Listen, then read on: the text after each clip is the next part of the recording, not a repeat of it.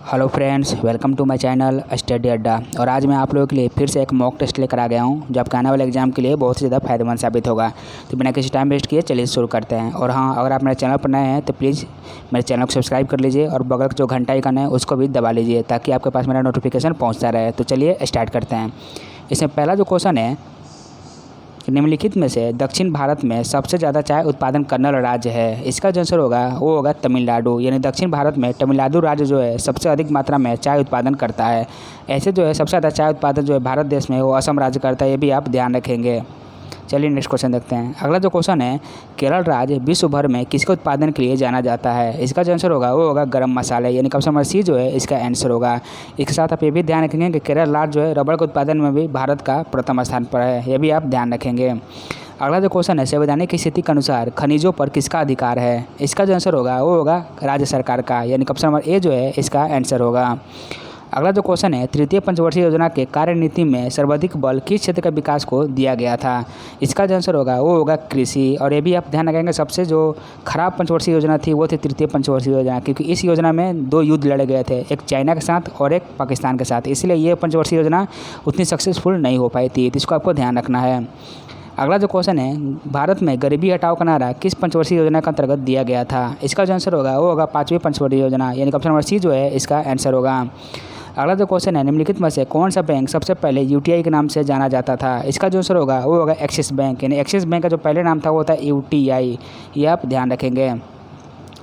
अगला जो क्वेश्चन है, भारत में तंबाकू की खेती के लिए अंतर्गत अधिक क्षेत्र है। इसका जो आंसर होगा वो होगा आंध्र प्रदेश में, यानी तंबाकू की खेती के अंतर्गत अधिक क्षेत्र जो है वो आंध्र प्रदेश में है, इसको आपको ध्यान रखना है।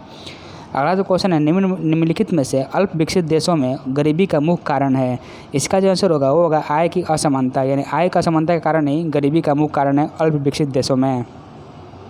अगला जो क्वेश्चन है, बंद अर्थव्यवस्था से आप क्या समझते हैं। इसका जो आंसर होगा वो होगा आयात निर्यात बंद, यानी जिस देश का आयात और निर्यात बंद होता है उसे हम लोग बंद अर्थव्यवस्था कहते हैं। अगला जो क्वेश्चन है, निम्न में से भारत का सबसे बड़ा व्यावसायिक बैंक कौन सा है। इसका जो आंसर होगा वो होगा भारतीय स्टेट बैंक, और इसकी जो स्थापना हुई थी वो हुई थी 1955 में, ये भी आप ध्यान रखेंगे। अगला जो क्वेश्चन है, निम्नलिखित में से दुनिया का सबसे महंगा शहर कौन सा है। इसका जो आंसर होगा वो होगा सिंगापुर, यानी ऑप्शन नंबर बी जो है इसका आंसर होगा। इसके साथ आप ये भी ध्यान रखेंगे कि भारत को सबसे अधिक एफडीआई की जो प्राप्ति होती है वो सिंगापुर से ही होती है, ये भी आप ध्यान रखेंगे। अगला जो क्वेश्चन है, भारतीय वित्त आयोग की स्थापना कब हुई थी। तो भारतीय वित्त आयोग की जो स्थापना हुई थी 22 नवंबर 1951 को, यानी ऑप्शन नंबर बी जो है इसका आंसर होगा। अगला जो क्वेश्चन है, भारतीय रिजर्व बैंक में डिप्टी गवर्नर्स के लिए कुल कितने पद होते हैं। इसका जो आंसर होगा 4 पद, यानी ऑप्शन नंबर सी जो है इसका आंसर होगा।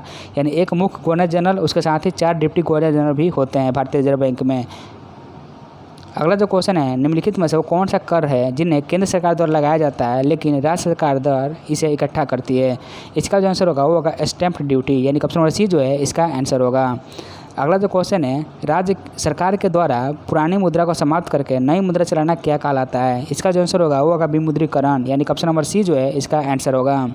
अगला जो क्वेश्चन है, स्वर्ण जयंती शहरी रोजगार योजना कब शुरू हुई थी। इसका जो आंसर होगा वो होगा 1997 में, यानी ऑप्शन नंबर बी जो है इसका आंसर होगा। नेक्स्ट जो क्वेश्चन है, निम्नलिखित में से कौन सा कर केंद्र सरकार द्वारा नहीं लगाया जाता है। इसका जो आंसर होगा वो होगा कृषि कर। कृषि कर जो ये राज्य सरकार के द्वारा लगाया जाता है, बाकी 3 निगम कर, बिक्री कर और कस्टम कर ये जो है केंद्र सरकार द्वारा लगाया जाता है। अगला जो क्वेश्चन है, वर्तमान में भारत में सेवा कर की दर क्या है। इसका जो आंसर होगा वो होगा 15%, यानी ऑप्शन नंबर डी जो है इसका आंसर होगा। अगला जो क्वेश्चन है, भारत का सबसे बड़ा बंदरगाह कहाँ पर स्थित है। या बंदर नहीं होगा या बंदरगाह होगा, या मिसप्रिंट हो गया है, ये जो है बंदरगाह है।